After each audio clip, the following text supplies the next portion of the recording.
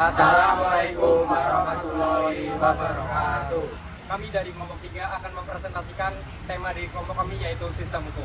Sebelum itu, perkenalkan dahulu, saya Subandrio Mas Saputro. Saya Surya Parwahan Jani. Saya Muhammad Zaki Ramadan. Saya Satria Ditama. Saya Beatrice Mardelisia. Saya Angga Masarika Aprilia. Saya Olivia Rahmawati. Saya Kasih Dereja Pranjani. Kali ini, kelompok kami akan mempresentasikan dengan poin-poin sebagai berikut. Yang pertama, pengertian sistem hukum. Yang kedua, macam-macam sistem hukum. Yang ketiga, perbandingan sistem hukum civil law dengan sistem hukum common law. Dan yang keempat, yaitu kesimpulan. Pengertian sistem. Sistem berasal dari bahasa Yunani, sistema, yang dapat diartikan sebagai keseluruhan yang terdiri dari macam-macam bagian. Nah, selanjutnya apa sih sistem hukum itu? Sistem hukum adalah kumpulan aturan, prinsip, dan lembaga yang mengatur perilaku masyarakat dalam menegakkan keadilan melalui proses formal. Selanjutnya, Lawrence M. Friedemann membagi sistem hukum menjadi 3 komponen utama, yaitu komponen substansi, komponen struktural, dan komponen budaya hukum. Yang pertama, komponen substansi, mencakup hasil konkret yang dihasilkan oleh sistem hukum. Hasil ini dapat berupa in concreto atau kaidah hukum individu, dan in abstracto, yaitu kaidah hukum umum. Yang kedua, ada hukum struktural, yaitu komponen yang mencakup elemen-elemen yang menjalankan fungsi kelembagaan dalam sistem hukum, seperti lembaga pembuat undang-undang, pengadilan, dan lembaga lainnya yang memiliki otoritas dalam menegakkan serta menerapkan hukum. Yang ketiga, komponen budaya hukum.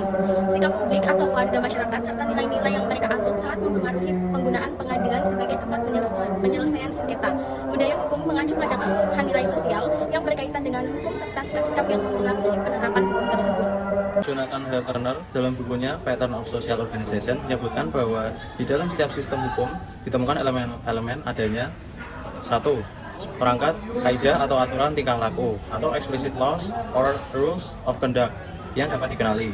Yang kedua, tata cara penerapan berbagai kaidah tersebut, mechanism for enforcing laws. Yang ketiga, tata cara untuk menyelesaikan sengketa yang berdasarkan kaidah atau aturan hukum yang berlaku, mechanism for mediating and adjudicating dispute in accordance with laws. Yang keempat, tata cara pembuatan atau perubahan hukum, mechanism for enchanting new or changing of laws. Fuller dalam teorinya tentang principle of legality menjelaskan bahwa sebuah sistem hukum harus memenuhi 7 asas penting agar dapat dikatakan sebagai sistem hukum yang baik dan bermoral. Asas-asas tersebut adalah 1. Sistem hukum harus mengandung aturan-aturan. Yang kedua, sistem hukum harus diumumkan. Yang ketiga, tidak boleh ada aturan yang berlaku surut sehingga aturan digunakan sebagai pedoman untuk masa depan. Yang keempat, aturan harus jelas dan mudah dimengerti oleh masyarakat. Yang kelima, tidak boleh ada kontradiksi antara aturan yang satu dengan yang lain. Yang keenam, aturan tidak boleh melebihi kemampuan manusia untuk mematuhinya. Dan yang ketujuh, aturan tidak boleh diubah terlalu sering. Civil law, sistem hukum Eropa kontinental atau civil law bersumber dari kodifikasi hukum Romawi, khususnya oleh Kaisar Justinius pada abad ke-6 sebelum Masehi. Awalnya digunakan oleh Romawi dan Jerman atau Romano-Germania. Sistem ini menyebar ke berbagai negara Eropa. Prinsip dasarnya adalah hukum memiliki kekuatan mengikat karena diatur dalam peraturan yang tersusun secara sistematis. Tujuan utamanya adalah mencapai kepastian hukum. Hakim dalam civil law hanya berperan menerapkan hukum, bukan menciptakannya. Sumber hukum civil law meliputi undang-undang, peraturan eksekutif, kebiasaan yang diterima masyarakat, serta jurisprudensi. Jika terjadi konflik antara jurisprudensi dan undang-undang, yang diutamakan adalah undang-undang. Sumber hukum ini dibagi menjadi sumber hukum normal atau undang-undang, kebiasaan, dan traktat. Kemudian ada abnormal, proklamasi, revolusi, dan kudeta. Sistem hukum common law yang kemudian dikenal dengan sebutan Anglo-Amerika atau Anglo-Saxon mulai berkembang di Inggris pada abad ke-11 yang sering disebut sistem common law dan unwritten law.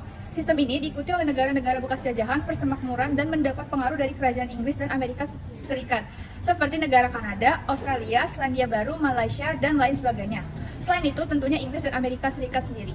Sistem common law menganut suatu doktrin, yaitu the doctrine of precedent or stare decisis, yang beda prinsipnya menyatakan bahwa dalam memutuskan suatu perkara, seorang hakim harus mendasarkan putusannya kepada prinsip hukum yang sudah ada di dalam putusan hakim lain dan perkara sejenis sebelumnya atau precedent.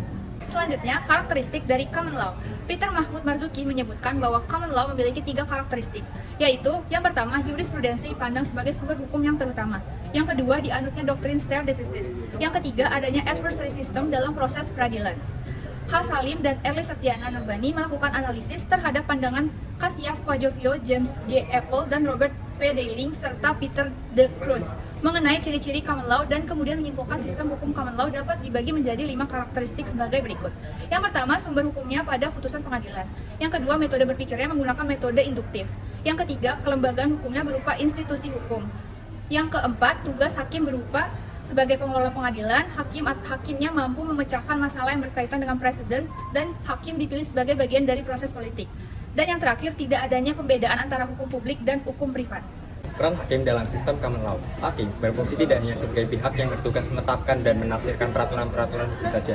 Hakim mempunyai wewenang yang luas untuk menafsirkan peraturan-peraturan hukum yang berlaku dan menciptakan prinsip-prinsip hukum yang baru yang berguna sebagai pegangan bagi hakim-hakim lain dalam memutuskan perkara sejenis. Selanjutnya, hakim di pengadilan Anglo-Saxon menggunakan prinsip-prinsip pembuatan hukum sendiri dengan melihat kasus-kasus dari fakta-fakta sebelumnya atau judge-made law. Selanjutnya ada hukum adat. Istilah hukum adat pertama kali diperkenalkan oleh Snok-Houbranger pada istilah adatrecht. Dalam bahasa Belanda, hukum adat berfungsi sebagai sumber hukum yang berasal dari peraturan-peraturan tidak tertulis yang berkembang dan dipertahankan oleh kesadaran hukum masyarakat. Karakteristik hukum adat adalah tradisional, berakar pada kehendak nenek moyang, serta memiliki kemampuan untuk beradaptasi dan bersifat fleksibel. Selanjutnya ada contoh hukum adat. Hukum adat Dayak Kalis, Kalimantan. Contoh hukum adat lainnya berlaku pada masyarakat Dayak, Kalimantan. Melansir dari situs kebudayaan Kemdikbud, ada 2 jenis hukum adat masyarakat Dayak Kalis, diantaranya saut. Jenis hukuman yang dimulai dari kasus yang ringan, hukuman saut merupakan suatu lambang perdamaian dengan roh gaib sekitarnya. Yang kedua ada satangah baat atau setengah pati nyawa. Jenis keputusan terhadap sesuatu kasus, baik yang disengaja atau tidak. Dampak pada korban adalah cacat seumur hidup atau luka parah. Ini ada hukum Islam. Sistem hukum Islam merupakan sebuah sistem yang mengandung kewajiban dan larangan. Hukum Islam secara umum diartikan sebagai peraturan-peraturan yang timbul dari pemahaman dan penarikan dari ketentuan-ketentuan yang diwahyukan oleh Allah Subhanahu wa taala kepada Nabi Muhammad SAW yang bersumber hukum utama. Hukum Islam adalah Al-Qur'an dan hadis.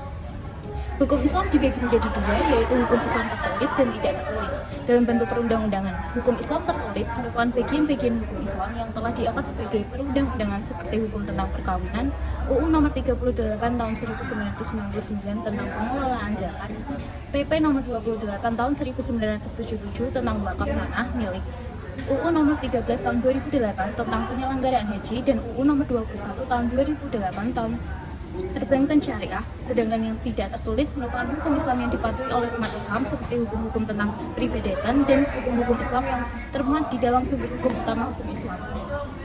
Perbandingan civil law dan common law. Sistem hukum civil law adalah sistem hukum yang lebih mengedepankan undang-undang. Prinsip utama ini dianut oleh karena nilai dasar utama yang merupakan tujuan hukum adalah kepastian hukum.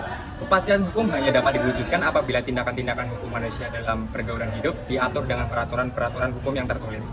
Sedangkan sistem hukum common law merupakan sebuah sistem hukum berbasis perkara yang berfungsi melalui penalaran logis dan bersumber pada putusan-putusan hakim atau jurisprudensi. Tradisi common law yang biasanya diidentifikasikan dengan sebuah sistem berbasis khusus, tetapi meskipun kasus memainkan peran yang dominan, bentuk-bentuk sumber hukum dalam arti formal, dan sistem civil law yang berupa peraturan-peraturan undang-undang, kebiasaan-kebiasaan, dan jurisprudensi. Kesimpulan dari materi kami adalah, sistem hukum adalah kesatuan utuh dan tatanan yang terdiri dari bagian-bagian atau unsur-unsur yang saling berhubungan satu sama lain dan berkaitan secara erat. Sistem hukum civil law bermula di Kaisaran Romawi pada masa pemerintahan Kaisar Justinianus abad ke-6 sebelum Masehi. Sistem hukum civil law memberikan kepastian hukum karena aturan yang tertulis yang mengatur berbagai aspek kehidupan. Sistem ini memiliki kelemahan seperti tidak fleksibelnya dalam menghadapi perkembangan zaman dan keterbatasan dalam menyelesaikan kasus modern yang tidak diatur dalam undang-undang. Sistem common law yang mengandung doktrin yaitu the doctrine of precedent atau stare decisis menyatakan bahwa dalam memutuskan suatu perkara, seorang hakim harus mendasarkan putusannya kepada prinsip hukum yang sudah ada di dalam putusan hakim lain dan perkara sejenis sebelumnya atau presiden. Istilah hukum adat pertama kali dikemukakan oleh Snok-Houbranger, yakni adat reh atau dalam bahasa Belanda. Sumber hukum adat pada peraturan-peraturan hukum tidak tertulis yang tumbuh, berkembang, dan dipertahankan dengan kesadaran hukum dalam masyarakat. Sistem hukum Islam adalah peraturan yang bersumber dari Al-Quran dan kebiasaan. Hal ini tumbuh dari pemahaman dan ketentuan yang diwakilkan oleh Allah Subhanahu wa taala dan Nabi Muhammad. Hukum Islam terbagi menjadi 2 jenis, yaitu hukum Islam tertulis dan juga tidak tertulis. Sekian presentasi dari kelompok 3. Bila ada kesalahan kami mohon maaf. Kami akhiri. Wassalamualaikum warahmatullahi wabarakatuh.